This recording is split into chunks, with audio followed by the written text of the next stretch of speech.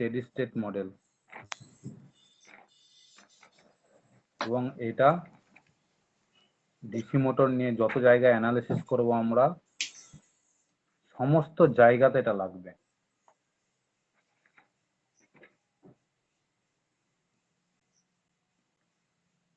এবার আমরা করব ডিসি মোটরের স্টেডি স্টেট মডেল বা ইকুইভ্যালেন্ট সার্কিট বা স্টেডি স্টেট ইকুইভ্যালেন্ট সার্কিট। অনেকে স্টেডি স্টেট মডেল বলে।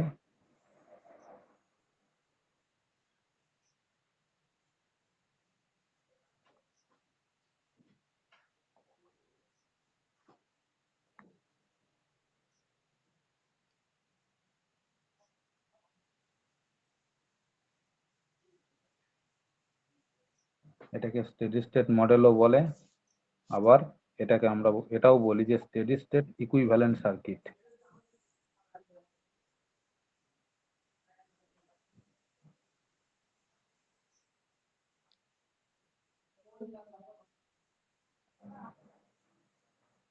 আওয়াজ শুনতে পাচ্ছেন সবাই?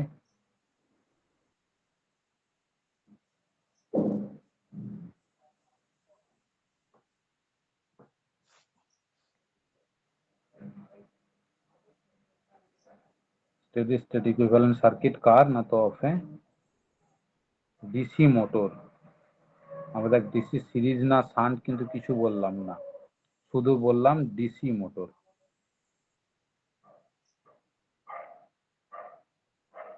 তাই তো? দেখ, আমরা সিরিজ না শান্ট কিছু বললাম না, আমরা শুধু এখানে বললাম ডিসি মোটর।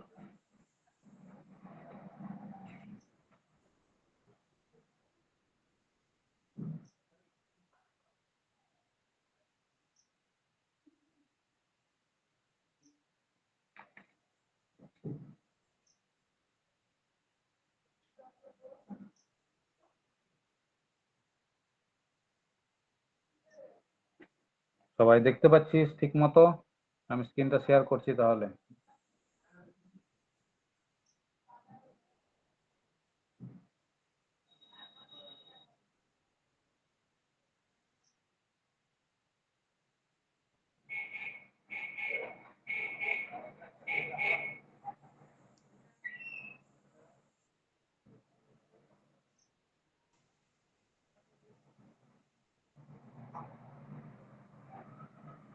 বেশ, একটু রেসপন্স দিয়ে দেখা যাচ্ছে কিনা। হ্যাঁ স্যার, দেখা যাচ্ছে। আচ্ছা, ভালো করে বোঝ এটা, এই জায়গাটা খুব ভালো করে বুঝতে হবে। কেন ভালো করে বুঝতে হবে? আমরা দেখ এতদিন DC series motor, shunt motor আর সেপারেটলি এক্সাইটেড মোটর নিয়ে আলোচনা করেছি।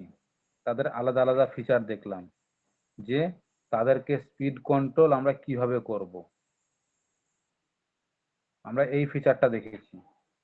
এবার আমরা যেটা করব, সেখান থেকে যে মোটরটা নিয়ে আলোচনা করেছি সেই মোটরের স্পেসিফিক নামটা দেওয়া ছিল, যে শান্ট মোটর না সিরিজ মোটর না সেপারেটলি এক্সাইটেড মোটর, একটা নাম দেওয়া ছিল। কিন্তু এখন যে টপিকটা আমরা করব সেটা হচ্ছে ডিসি মোটর। সেটা সিরিজ না শান্ট না কম্পাউন্ড না সেপারেটলি এক্সাইটেড কিছু বলা নেই, শুধু বলা আছে ডিসি মোটর।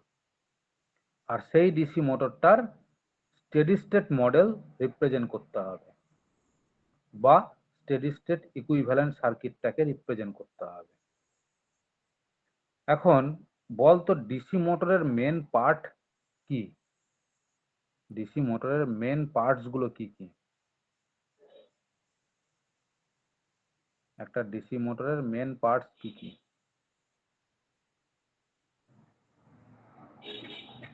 একটা হচ্ছে রোটেটিং পার্ট আর একটা হচ্ছে স্ট্যাটিক পার্ট। এখন ডিসি মোটরের ক্ষেত্রে রোটেটিং পার্টে কে থাকে? আর্মেচার, ভুলে যাচ্ছিস? আর স্ট্যাটিক পার্টে কে থাকে? এখানে থাকে আর্মেচার ওয়াইন্ডিং। রোটেটিং পার্ট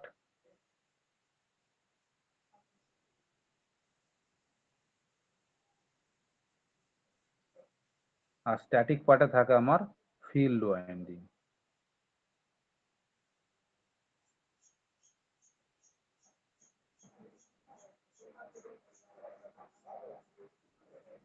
তাই তো? আলাদা থাকে কিছু বল, এটাই থাকে না কিছু আলাদা থাকে?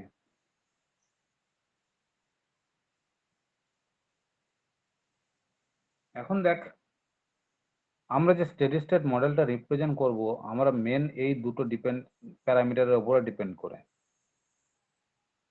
তাহলে রোটেটিং পার্টে থাকে আমার আর্মেচার, আমরা আর্মেচারকে প্রথমে ড্র করব।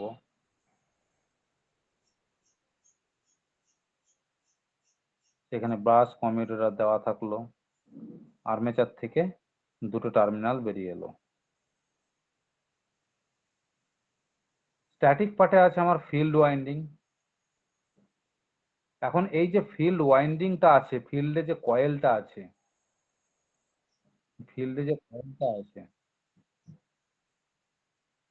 কে জয়েন করতে হলো দেখি।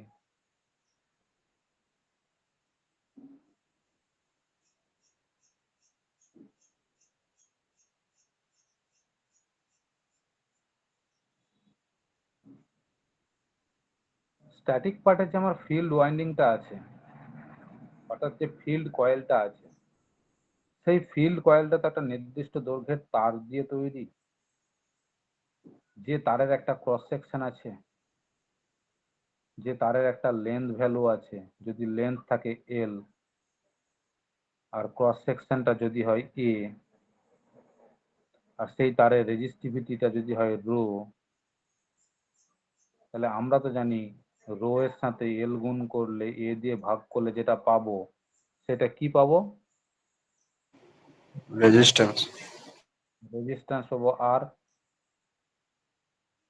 তাহলে এই ফিল্ড ওয়াইন্ডিংটার যে কয়েলটা, ফিল্ডে যে কয়েলটা আছে তার একটা রেজিস্ট্যান্স আছে। এখন বলতো আর্মেচারে কি কয়েল নেই? আর্মেচারেও তো একটা কয়েল আছে। তাহলে সেখানে তো আমার একটা আর্মেচার কয়েলও তো আছে। তাহলে সেই আর্মেচার ওয়াইন্ডিং যেটা আছে তারও তো একটা রেজিস্ট্যান্স আছে, সেটাও তো একটা নির্দিষ্ট দৈর্ঘ্যের তার দিয়ে তৈরি, তারও তো একটা এল ভ্যালু আছে, তারও তো একটা ক্রস সেকশন আছে, তারও একটা রো ভ্যালু আছে। তাহলে এখানেও রো এল বাই এ করে আমি পাবো রেজিস্ট্যান্স ভ্যালু। তাহলে একটা ডিসি মোটরের কাছে দু রকমের রেজিস্ট্যান্স কাজ করে, একটা ফিল্ড কয়েলে আর একটা আর্মেচার কয়েলে। ফিল্ড কয়েলের রেজিস্ট্যান্সটাকে যদি বলি আমি R1, আর আর্মেচার কয়েলের রেজিস্ট্যান্সটাকে যদি বলি আমি R2, তাহলে এই দুটো রেজিস্ট্যান্সই তো আমার এফেক্টিভলি কাজ করছে ডিসি মোটরের ভিতরে। এখন আমরা এই যে দুটো রেজিস্ট্যান্স আমাদের কাছে আছে, আমরা যদি এই দুটো রেজিস্ট্যান্সকে যোগ করি, R1 প্লাস R2 যদি যোগ করি, তাহলে একটা মোট রেজিস্ট্যান্স পাবো। তাহলে বলতে পারবো যে টোটাল এই পরিমাণ রেজিস্ট্যান্স ডিসি মোটরের মধ্যে কাজ করছে। ফিল্ড কয়েলে এত পরিমাণ, আর্মেচার কয়েলে এত পরিমাণ, তাহলে সেখান থেকে টোটাল একটা রেজিস্ট্যান্স ভ্যালু আমরা পাবো। ডিসি মোটরের ক্ষেত্রে, স্টেডি স্টেট মডেলের ক্ষেত্রে ওই যে রেজিস্ট্যান্সটা, সেই রেজিস্ট্যান্সটাকে আমরা প্রকাশ করি আর এ দ্বারা। আর এ কথার অর্থটা কিন্তু এক্ষেত্রে আর্মেচার রেজিস্ট্যান্স নয়, ভুল করবি না কিন্তু এটা। এতদিন আমরা যা করেছি করেছি, এবার এর পরের কনভেনশনটা চেঞ্জ হয়ে যাচ্ছে, এর পরের কনভেনশনটা চেঞ্জ হয়ে যাচ্ছে। তাহলে এক্ষেত্রে আমরা আর এ বলতে কি বুঝছি? এক্ষেত্রে আমরা আর এ বলতে এটাই বুঝবো যে ফিল্ড কয়েলে যে কয়েলটা আছে, ফিল্ডে যে কয়েলটা আছে তার যে রেজিস্ট্যান্স ভ্যালু, আর্মেচারে যে কয়েলটা আছে তার যে রেজিস্ট্যান্স ভ্যালু, এই দুটো রেজিস্ট্যান্সকে যদি আমরা একত্রে যোগ করি, মোট যে রেজিস্ট্যান্সটা পাবো সেই রেজিস্ট্যান্সটাকে বলছি আমরা আর এ।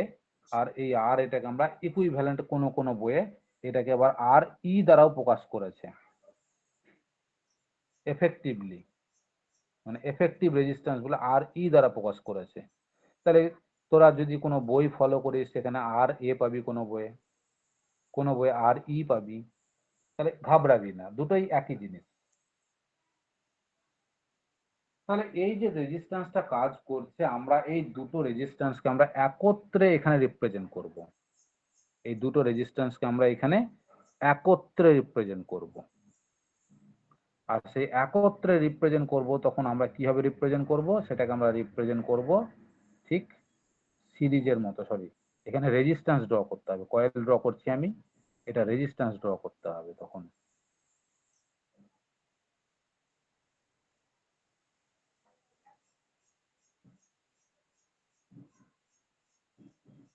তাহলে এটা হচ্ছে আমার কাছে আর এ। এবার এই সার্কিট যেটা তৈরি হলো, এখানে যে সার্কিটটা তৈরি হলো বলতো, তাহলে এই যে রেজিস্ট্যান্সটাকে আমি নিলাম, এই যে রেজিস্ট্যান্সটাকে আমি নিলাম, তাহলে এই রেজিস্ট্যান্স, এই যে সার্কিট রেজিস্ট্যান্সটা নিয়ে যখন আমি সার্কিট তৈরি করলাম, সেই সার্কিটকে যদি আমি ভি ভোল্টেজ অ্যাপ্লাই করি, যার এটা প্লাস এটা মাইনাস, তাহলে এই রাস্তা বরাবর একটা কারেন্ট আসবে, যে কারেন্টটাকে বলবো আমি আই এ, যে কারেন্টটাকে বলবো আই এ।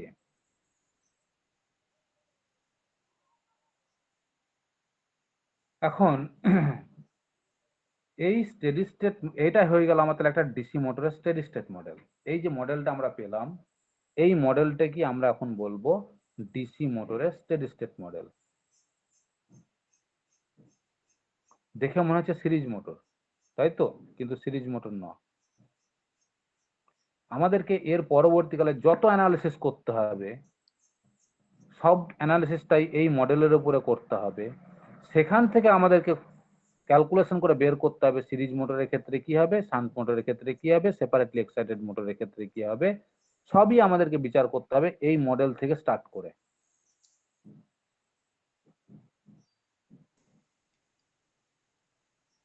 আমাদেরকে সবই করতে হবে, কিন্তু সেই মডেলটা আমাদেরকে এই মডেলটা থেকেই স্টার্ট করতে হবে। শান্ট মোটরের ক্ষেত্রেও বিচার করতে হবে, সিরিজের ক্ষেত্রেও বিচার করতে হবে, সেপারেটলি এক্সাইটেড মোটরের ক্ষেত্রেও বিচার করতে হবে, কিন্তু আমাদের বিচারের স্টার্টিংটা হবে এখান থেকে। এখন দেখ, এই যে মডেলটা রিপ্রেজেন্ট করলাম, এটাকে যদি বলি স্টেডি স্টেট মডেল, তাহলে যখনই আমি এই দুটো পয়েন্টে সাপ্লাই দেব ভি পরিমাণ, এই রাস্তাতে একটা কারেন্ট ঢুকবে,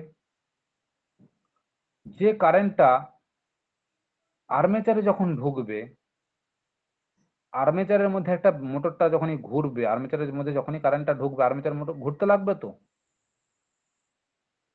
আর্মেচার যখনই ঘুরবে, যখনই আর্মেচার ঘুরতে লাগবে, মানে মোটর যেই ঘুরতে লাগলো, মোটরের মধ্যে একটা ব্যাক ইএমএফ তৈরি হবে কি হবে না? মোটরের মধ্যে একটা ব্যাক ইএমএফ তৈরি হবে, যে ব্যাক ইএমএফটাকে আমি এখন রিপ্রেজেন্ট দেবো শুধু ই দ্বারা। এই ব্যাক ইএমএফটাকে আমি এখন রিপ্রেজেন্ট করব শুধু ই দ্বারা। আবার কোনো কোনো বইয়ে ই বিও বলা আছে, তাহলে আমি ই বি যদি দিই তাতেও কোনো অসুবিধা আমার নেই, তোদের সুবিধার্থে সেটা আমি দিয়ে দিলাম, যেহেতু তোর এতদিন ইবি কে ব্যাক ইএমএফ বলে চিনে এসছিস, তাই আমি দিলাম। এবার দেখবি কোনো কোনো বইয়ে এই যে সাপ্লাই ভোল্টেজটা, সেটাকেও আবার ই এতেও রিপ্রেজেন্ট করা আছে।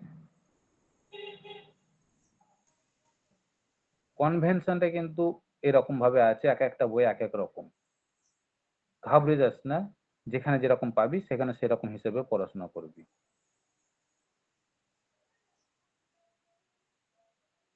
তাহলে এই যে ব্যাক ইএমএফটা যখনই এখানে সাপ্লাই, যখনই ভোল্টেজটা দেবো, মোটরের মধ্যে যখনই কারেন্টটা ঢুকবে, কারেন্টটা যখন আর্মেচারে গিয়ে পৌঁছবে, আর্মেচার যখনই ঘুরবে, তখনই মোটরের মধ্যে একটা ব্যাক ইএমএফ তৈরি হবে।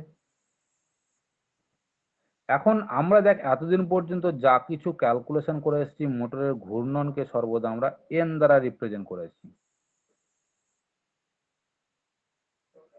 আর সেই এন এর সাপেক্ষে যে ব্যাক ইএমএফ এর যে ফর্মুলাটা ছিল, সেই ফর্মুলাটা কি ছিল বলতো কেউ? I Z N P by কি একটা ছিল, I Z N by 60 into P by A. Generator formula দিয়ে তো ব্যাক ইএমএফটা তৈরি করবে।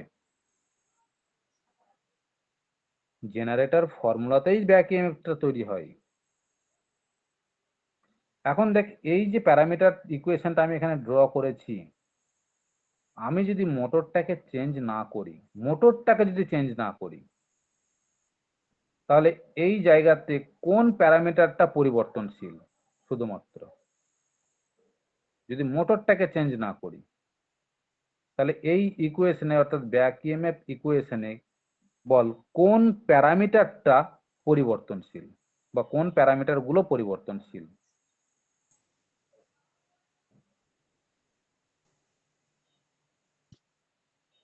বা কে কে ফিক্সড? স্যার ফাইটা তো চেঞ্জ হবে। ফাই চেঞ্জ হতে পারবে যদি আমি সাপ্লাই ভোল্টেজ বাড়াই। আর স্যার কারেন্ট, এনটা স্পিডটা চেঞ্জ হবে। তাহলে যদি আমি সাপ্লাই ভোল্টেজ বাড়াই, কারেন্টের পরিবর্তন হবে, কারেন্টের পরিবর্তন হলে ফ্লাক্স পরিবর্তন হবে, আর যেই ফ্লাক্স পরিবর্তন হবে সেই স্পিডেরও পরিবর্তন হবে, সাপ্লাই ভোল্টেজের কারণে স্পিডের পরিবর্তন হবে। তার মানে এই ইকুয়েশনে দেখ, জেড এর কোনো পরিবর্তন হবে কি? জেড দেখ না constant, P constant, A constant, আর 60 একটা নাম্বার, সেও কনস্ট্যান্ট। তাহলে কনস্ট্যান্ট গুলোকে যদি আমি এক জায়গাতে রিপ্রেজেন্ট করি, তাহলে সেটা এখান থেকে পাবো Z P by 60 into A into, আমি ফাইটাকে এখানে লিখছি ইন্টু এন, এভাবে লিখতে পারি।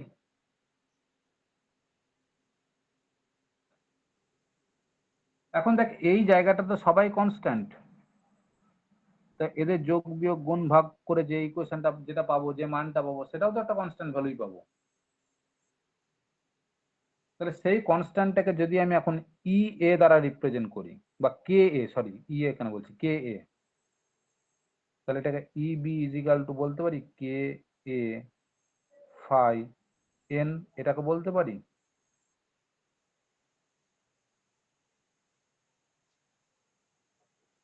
এবার আমরা কিন্তু আর ইকুয়েশনটাকে এন এ রাখবো না, এবার আমরা ইকুয়েশনটাকে পরিবর্তন করব ওমেগাতে, যেখানে ওমেগা কথার অর্থ আমরা আর এন দিয়ে বিচার করব না, আমরা বিচার করবো এবার ওমেগা দিয়ে।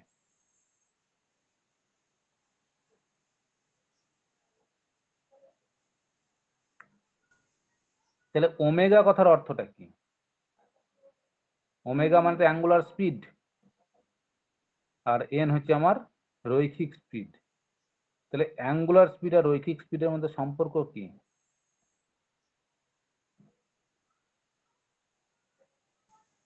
ওমেগা ইজিক্যাল টু কি জানি আমরা, বল? 2πfn। 2π fn নয়, এফ মানে হচ্ছে একটা সাইকেল, হ্যাঁ স্যার ওমেগা ঠিক। মানে, ওমেগা মানে দেখ আমরা জানি 2πf, আমরা ইলেকট্রিক্যালের ভাষাতে ওমেগা ইজিক্যাল টু জানি 2πf, যেখানে এফ মানে হচ্ছে ফ্রিকোয়েন্সি, একটা ফ্রিকোয়েন্সি মানে এইটা। এখন এটা জেনারেটরের পুরো এক পাকের জন্য তৈরি হয় তো, এটা তো, এই সিগন্যালটা তো জেনারেটরের পুরো এক পাকের জন্য তৈরি হয়। তাহলে এফ এর মান 1, এফ এর মান যদি 50 হয়, তাহলে 50টা তৈরি হবে 1 সেকেন্ডে। তাহলে এই জায়গা থেকে আমরা বলতে পারি ওমেগা ইজিক্যাল টু, এটা এইটা যখন এক পাকে তৈরি হচ্ছে, তা সেটাই তো মোটরের স্পিডও বলি আমরা। তাহলে তাহলে সেই জায়গাতে ওমেগা ইজিক্যাল টু আমরা বলতে পারি 2πn, এফ এর জায়গাতে এন বসাবো মেকানিক্যালের ক্ষেত্রে। ইলেকট্রিক্যালের ক্ষেত্রে এফ, আর মেকানিক্যালের ক্ষেত্রে ঘূর্ণন গতিটা কি, ইলেকট্রিক্যাল না মেকানিক্যাল? মেকানিক্যাল। মেকানিক্যাল। তাহলে ইলেকট্রিক্যালের ক্ষেত্রে 2πf, এফ মানে হচ্ছে ফ্রিকোয়েন্সি, ফ্রিকোয়েন্সি তো সে পাক সংখ্যার উপর তো তৈরি হয়। তাহলে সেই এখানে তো সেই এনটা পাক সংখ্যা রিপ্রেজেন্ট করেছিলাম, যে তাহলে এনটাকে এন লিখছি, তাহলে 2πn ইজিক্যাল টু ওমেগা। তাহলে এই জায়গাতে আমি যদি এখন 2π গুণ করি, তাহলে এখান থেকে আমি এখন এন ইজিক্যাল টু কি লিখতে পারি? ওমেগা বাই 2π লিখতে পারি তো।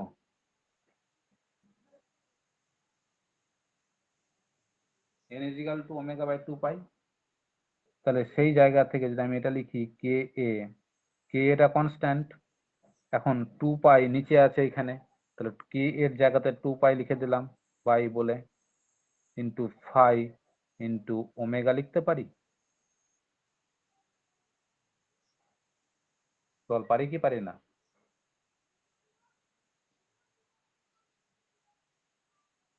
বুঝতে পারলি না পারলি না বল। হ্যাঁ স্যার। ইবি ইজিক্যাল টু পেয়ে গেলাম এটা। এখন কে এটাকে কি বলেছি, কে এটা তো একটা কনস্ট্যান্ট, কে এটা হচ্ছে একটা কনস্ট্যান্ট। কোন কনস্ট্যান্ট? তো এই মোটরটার কনস্ট্যান্ট, যে মোটরটাকে নিয়েছি। তাহলে এই জন্য এটাকে বলি আমরা মোটর কনস্ট্যান্ট।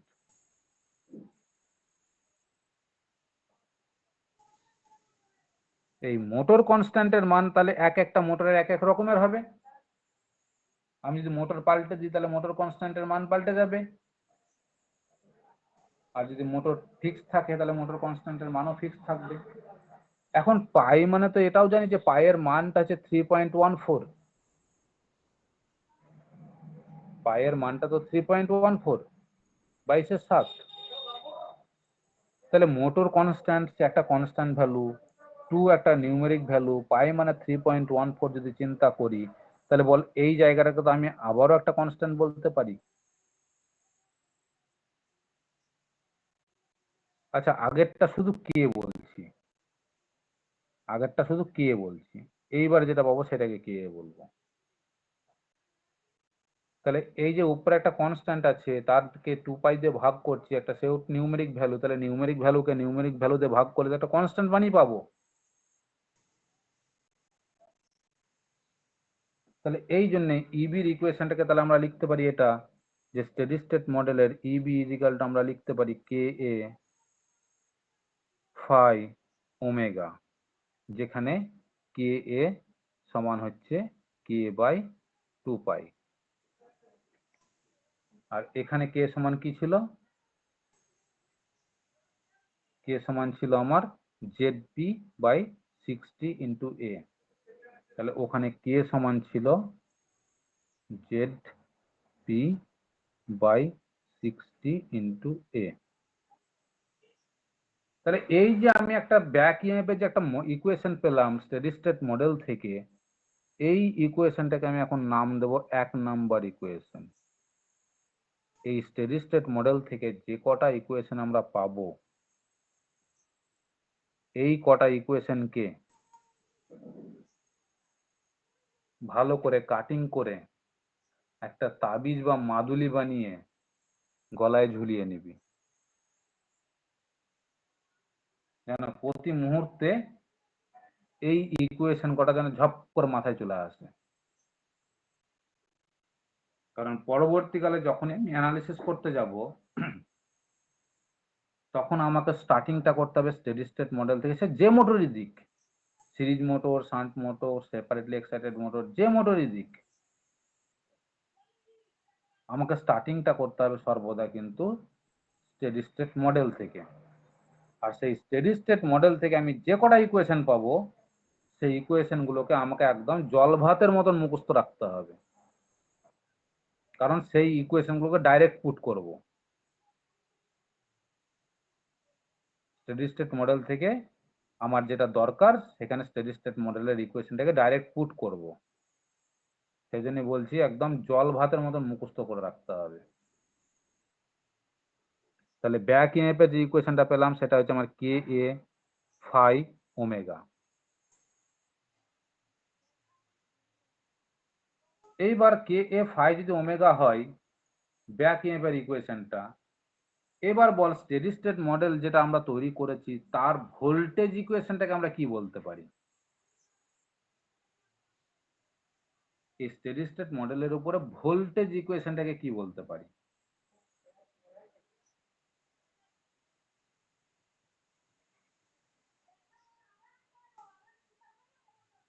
ভোল্টেজ ইকুয়েশনটা কি লিখতে পারি?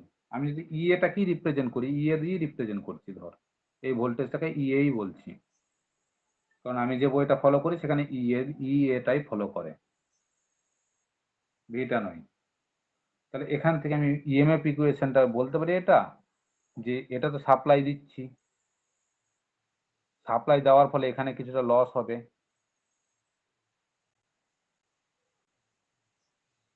সেই লসেসের পরে যেটা থাকবে সেটাই ব্যাক ইএমএফ তৈরি করবে, কারণ আর্মেচারের রেজিস্ট্যান্সটা তো এখানেই হিসাব করা আছে, ফিল্ডের রেজিস্ট্যান্সটাও এখানে হিসাব করা আছে। তাহলে দুটো রেজিস্ট্যান্স মিলে যে লসেসটা করবে সেটা তো মেন লস বলছি। তাহলে ইএ সাপ্লাই দিচ্ছি, রেজিস্ট্যান্সের কারণে একটা লস হচ্ছে, দিয়ে বাকি যেটা থাকছে সেটা আর্মেচার পাচ্ছে, তার সমতুল্য ব্যাক ইএমএফ তৈরি করে সেই হিসাবটাকে আমরা দেখাচ্ছি। তাহলে আমরা এটা বলতে পারি যে ইএ সাপ্লাই দিয়েছি, সেখান থেকে যে লসেসটা হচ্ছে, লস মানে মাইনাস লসেসের পরিমাণটা কত, current value into resistance value, অর্থাৎ আইএ আর এ।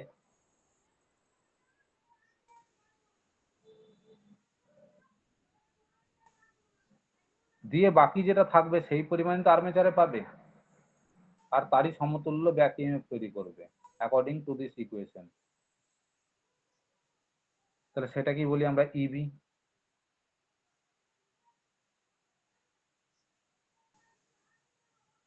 তাহলে এখান থেকে আমি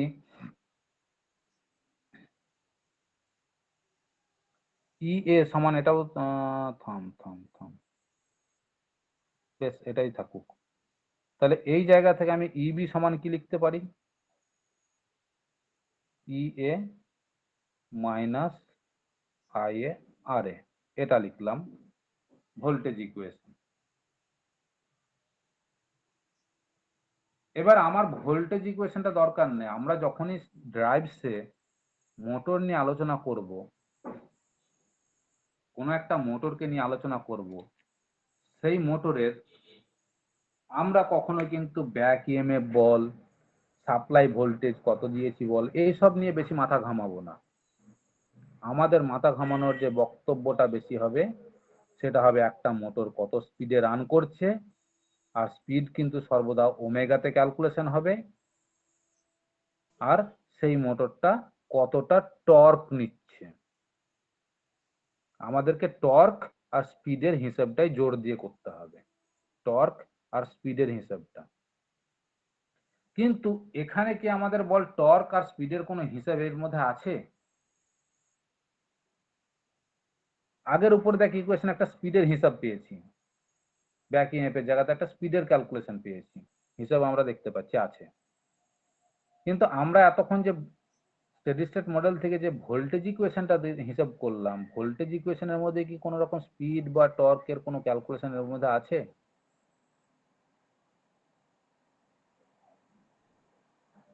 নিশ্চয়ই সেটা আমরা দেখতে পাচ্ছি না, কিন্তু আছে। এই ভোল্টেজ ইকুয়েশনেও কিন্তু আমাদের স্পিডের একটা ইকুয়েশন আছে, লুকিয়ে আছে। কোথায় লুকিয়ে আছে? আমি যদি এখন ইবির মানটাকে এখানে পুট করি, তাহলেই দেখ আমি কি পেয়ে যাব, এখান থেকে পেয়ে যাব K A phi omega equal to E A minus I A R A. এটা পাবো কি পাবো না?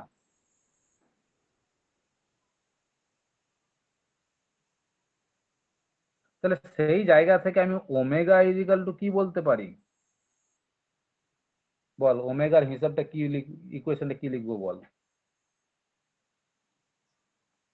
লিখতে পারি এটা যে K E A, minus I A R A by K by five. এটা লিখতে পারি E A by K A phi minus I A R এ।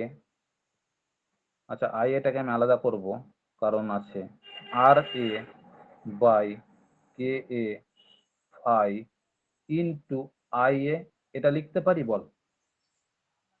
আমি এই ফর্মে লিখলাম, একটু সাজিয়ে করতে পারি কি পারি না বল? বুঝতে পারলি না পারলি না কেউ?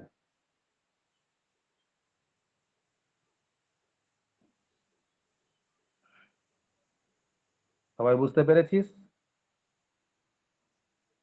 হ্যাঁ স্যার। তাহলে এটা হলো আমার 2 নম্বর ইকুয়েশন, স্টেডি স্টেট মডেলের এটা হলো আমার 2 নম্বর ইকুয়েশন।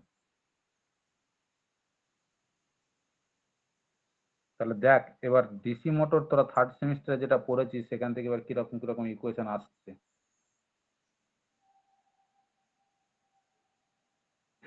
এটা হলো আমার 2 নম্বর ইকুয়েশন। বেশ, এখানেই শেষ নয়, এবার আরেকটা জায়গাতে আসবো আমরা।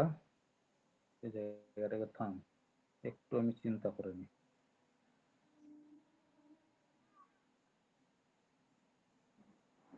বেশ, যখনই মোটরকে আমি সাপ্লাই দিচ্ছি, মোটরের মধ্যে কারেন্ট ঢুকছে, মোটর অ্যাঙ্গুলার ভেলোসিটিতে ঘুরছে। যখন মোটর ঘুরছে সেই মোটর কি টর্ক তৈরি করছে না টর্ক জিরো অবস্থায় ঘুরছে?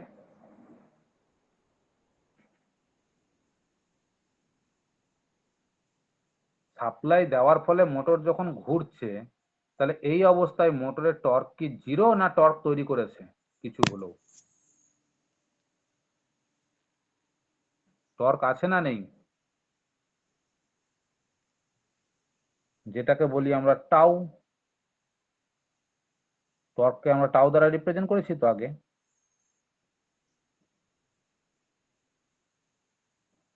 স্টেডি স্টেট মডেলে টর্কের যে ইকুয়েশনটা আমরা পাই, tau equal to K A phi into I A, এটা হলো আমার 3 নম্বর ইকুয়েশন। এখন এই ইকুয়েশনটাকে আমাকে আর বলিস না যে স্যার কোথা থেকে এলো। এই ইকুয়েশনটা তোরা চেষ্টা করবে, আমাকে এই ইকুয়েশনটা বের করে আনতে কিন্তু অনেকটা খাটতে হবে। দেখবি তোদের ডিসি মোটরের যদি নোটটা থাকে থার্ড সেমিস্টারে, সেখানে দেখবি লেখা আছে torque K phi I A, সেখানে দেখবি ডেরিভেশনটা করা আছে কে ফাই আই এ। কিন্তু এখন স্টেডি স্টেট মডেলে কে এর জায়গাতে হয়ে এলো কে কে এ, শুধু এটুকুই তফাৎ। থার্ড সেমিস্টারের নোটে দেখবি এটা ডিরাইভ করা আছে, টর্কের ইকুয়েশনটা ডিরাইভ করা আছে, তাহলে সেই জায়গা থেকে দেখে নিস। তাহলে এই জায়গা থেকে টর্কের ইকুয়েশনটাকে বলছি আমি 3 নম্বর ইকুয়েশন।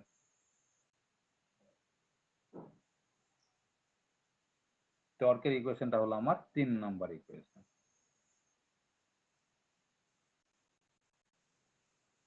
এইবার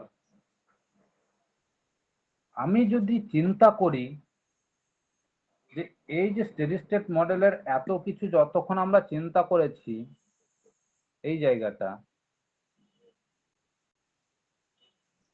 সব কিন্তু শান্ট মোটরও হতে পারে, সেপারেটলি এক্সাইটেড মোটরও হতে পারে।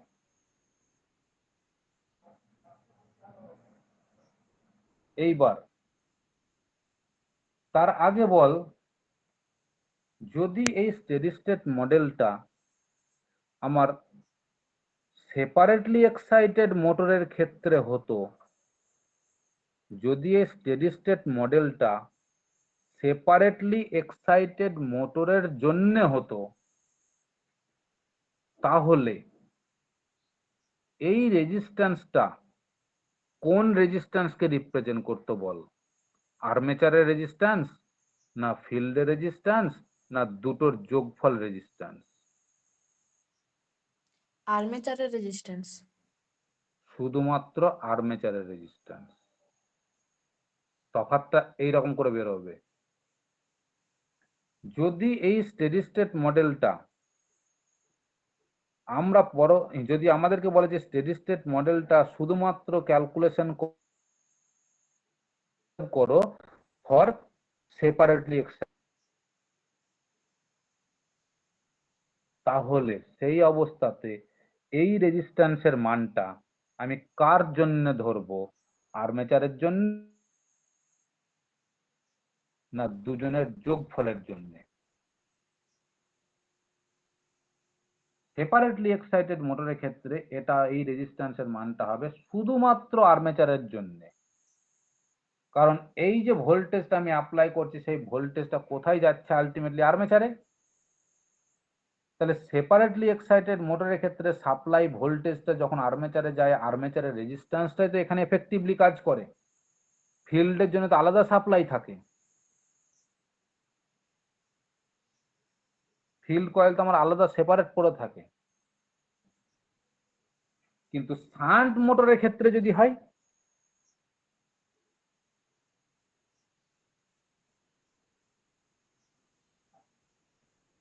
তাহলে যদি শান্ট মোটরের ক্ষেত্রে হয়, তাহলে এই রেজিস্ট্যান্সের মানটা কার জন্য ধরবো? আর্মেচারের জন্য, ফিল্ডের জন্য, না দুজনের জন্য?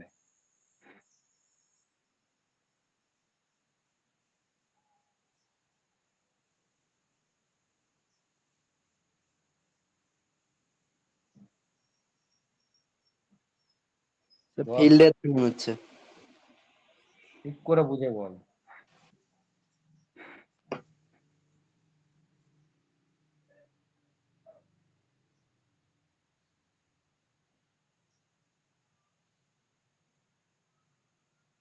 হ্যাঁ স্যার, দুটোর জন্যই হবে ওটা। না, সেক্ষেত্রেও আমরা শুধুমাত্র আর্মেচারের জন্যই ধরবো। সেক্ষেত্রেও আমরা শুধুমাত্র আর্মেচারের জন্যই ধরবো। কেন ধরবো? না তো শান্ট মোটরের ক্ষেত্রে ফিল্ড কয়েলের রেজিস্ট্যান্সটা আর্মেচারের প্যারালালে থাকবে, আর্মেচারের প্যারালালে থাকবে। এখন এই যে কারেন্টটা ঢুকছে, সেই কারেন্টটা কোথায় ঢুকাচ্ছি? আমি আর্মেচারকে ঢুকাচ্ছি, আর্মেচারের মধ্যে ঢুকাচ্ছি। তাহলে প্যারালালে যখন ফিল্ড কয়েলটা থাকবে, আমার আর্মেচারের মধ্যে যে কয়েল, যে কারেন্টটা ঢুকছে, সেই রাস্তার ওপরই তো আর্মেচার রেজিস্ট্যান্সটা কাজ করবে। আর ফিল্ড কয়েলের রেজিস্ট্যান্স তো সাইডে চলে গেল, সেপারেট হয়ে গেল, আলাদা হয়ে প্যারালাল চলে গেল, ওর কারেন্টের রাস্তা তো আলাদা হয়ে গেল। সেই জন্যে সেপারেটলি এক্সাইটেড মোটর আর শান্ট মোটরের ক্ষেত্রে আর এ রিপ্রেজেন্ট করবে অনলি আর্মেচার রেজিস্ট্যান্স। ভালো করে মনে রাখবি, পয়েন্ট আমি লিখে রাখছি, শর্ট কোশ্চেন আছে।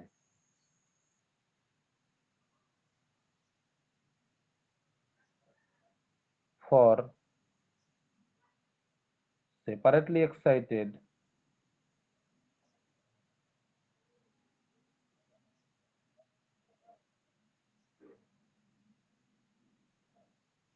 and shunt motor,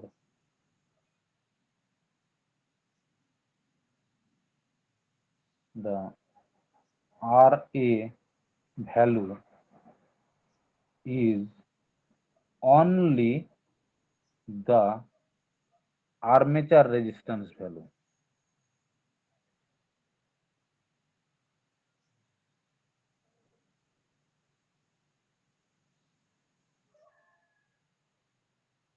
কিন্তু সিরিজ মোটরের ক্ষেত্রে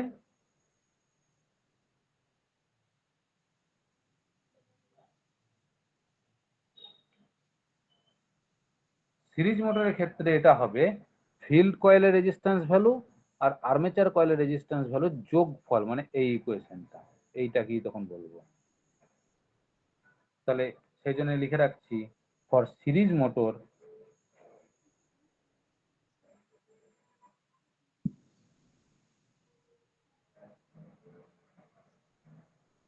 it is the sum of যোগফল কার কার? না তো field winding resistance and armature resistance.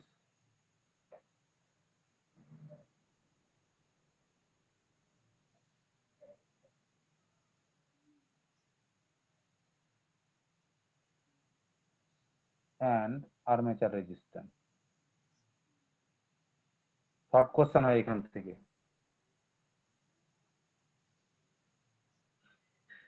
ভালো করে মনে রাখিস।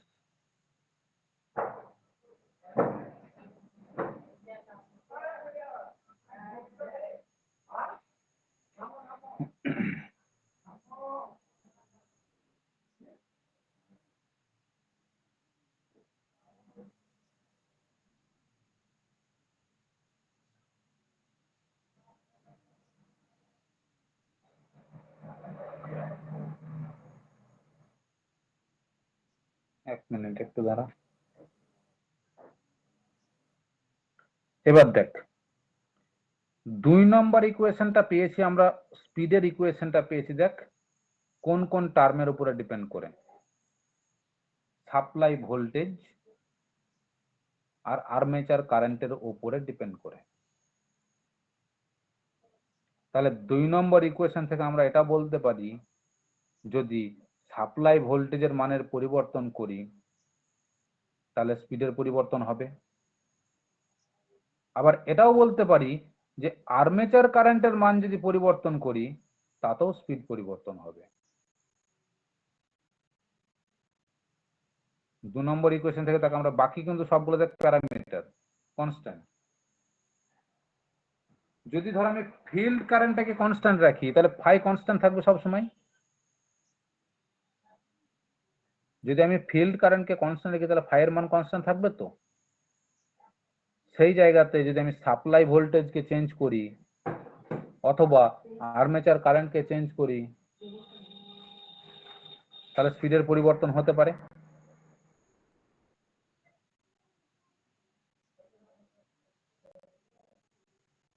দু নম্বর ইকুয়েশনটাকে আমরা মেনলি চিন্তা করি যে ডিসি মোটরের স্পিড আর্মেচার কারেন্টের উপরে মেনলি পরিবর্তনশীল। এবার আমরা বিচার করব স্টেডি স্টেট মডেলের আরেকটা ইকুয়েশন, যেটা স্পিড ইকুয়েশন টর্কের সাথে রিলেটেড হবে।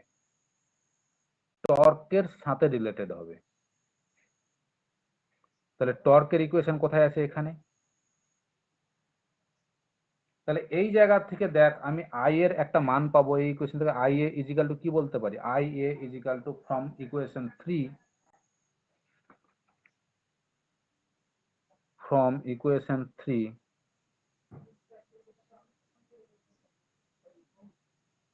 আমরা আই এ ইজিক্যাল টু এটা বলতে পারি tau by K A phi.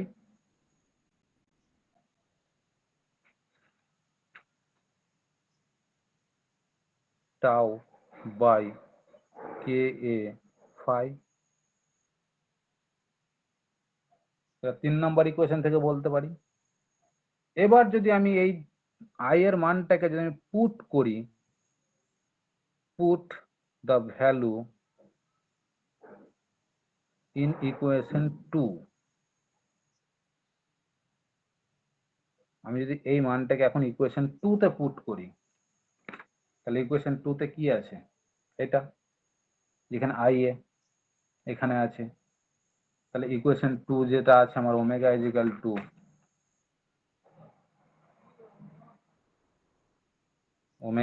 কি ছিল? E A by K A phi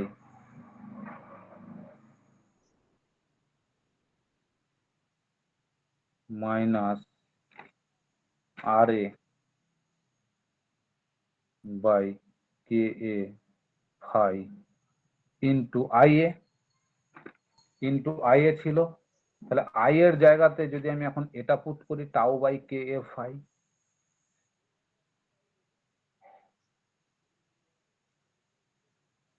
তাহলে ওমেগা ইজিক্যাল টু এটা বলা যাবে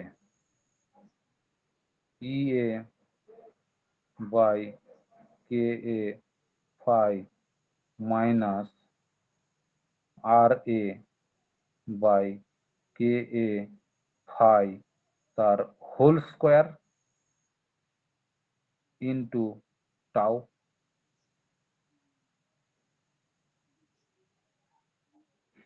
বলতে পারি?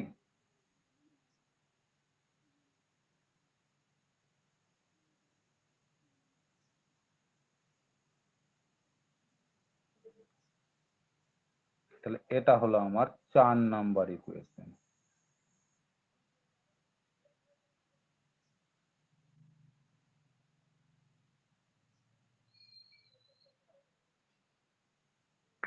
এটা হলো আমার 4 নাম্বার ইকুয়েশন। তাহলে দেখ স্টেডি স্টেট মডেলের আমি 4খানা ইকুয়েশন আমি পেলাম। এই 4খানা ইকুয়েশন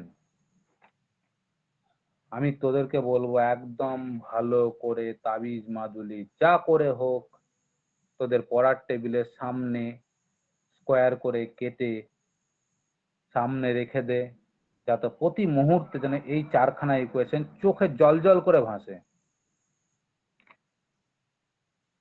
এই চারখানা ইকুয়েশন যেন চোখে একদম জল জল করে ভাসে, কারণ এই চারখানা ইকুয়েশনকে দিয়ে আমি আমার সমস্ত কিছু হিসাব করব, যে একটা মোটরের কত কারেন্ট বৃদ্ধি করলে, কত সাপ্লাই বৃদ্ধি করলে কত স্পিডের পরিবর্তন হবে,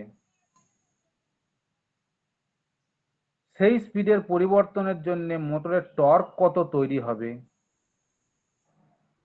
সেই টর্কের আবার কোনো পরিবর্তন ঘটালে অর্থাৎ মোটরের উপরে লোডের পরিবর্তন ঘটালে মোটর আবার কতটা স্পিডের পরিবর্তন হবে,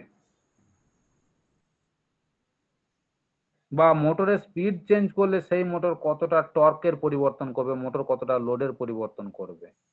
কারণ আমরা যখন ইন্ডাস্ট্রিতে কাজ করব তখন আমাদেরকে স্পিড আর লোড এই দুটোকেই মাথায় কাজ করাতে হবে। স্পিড আর লোড, যে স্পিড দিয়ে লোড বাড়াবো না লোড দিয়ে স্পিড বাড়াবো।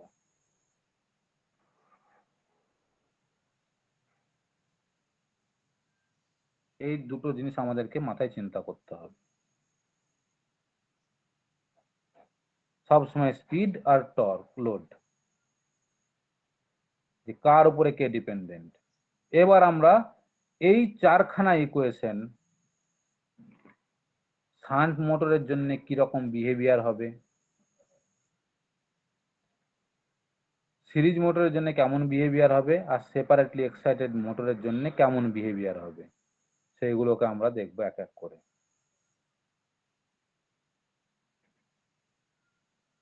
তাই আমি বারবার বলবো যে পরবর্তী টপিকে যাওয়ার আগে আমার স্টেডি স্টেট মডেলটা কিন্তু আমার খুব গুরুত্বপূর্ণ একটা জায়গা, যে জায়গাটাকে সবাই একদম একদম একদম মুখস্থ করে নেয়।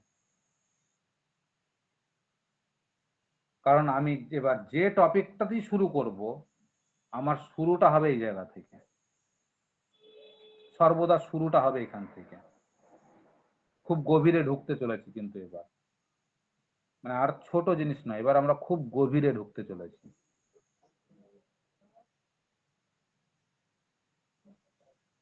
তাহলে আমি আজকে আর বেশি পড়াবো না, আজকে আর এইটুকুই পড়িয়ে ছেড়ে দেবো।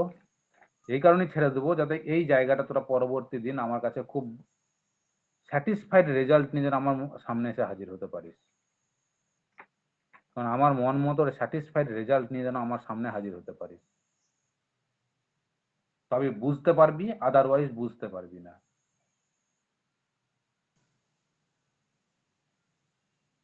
তবেই বুঝতে পারবি।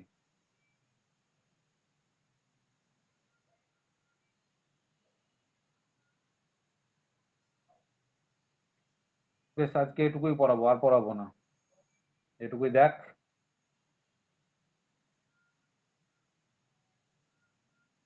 প্রত্যেকজনকে বলছি এই জায়গাটা খুব ভালো করে ভালো করে ভালো করে আমার কাছে নিয়ে হাজির হ, তবে ড্রাইভ আমি শেখাতে পারবো, তাছাড়া আমি ড্রাইভ শেখাতে পারবো না। মানে আমি বলে যাব, তোরা শিখবি না।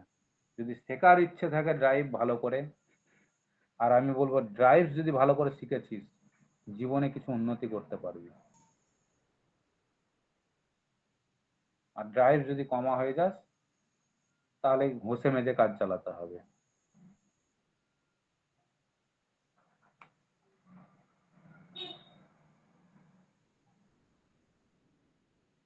এরপরে কিন্তু পাওয়ার ইলেকট্রনিক্স ঢুকবে, নেক্সট দিন কিন্তু আমাদের পাওয়ার ইলেকট্রনিক্স ঢুকবে, এই ইকুয়েশন গুলোর ভেতর আবার পাওয়ার ইলেকট্রনিক্স ঢুকবে এই ইকুয়েশন গুলোকে নিয়ে। তাহলে সেইভাবে তৈরি হয়ে আয়।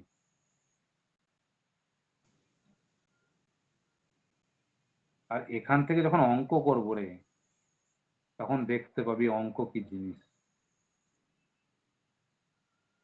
পরীক্ষার সময় যে অঙ্কগুলো তোদের ক্লাসে অঙ্ক করিয়েছি কি এক আধটা, এখান থেকে ড্রাইভস থেকে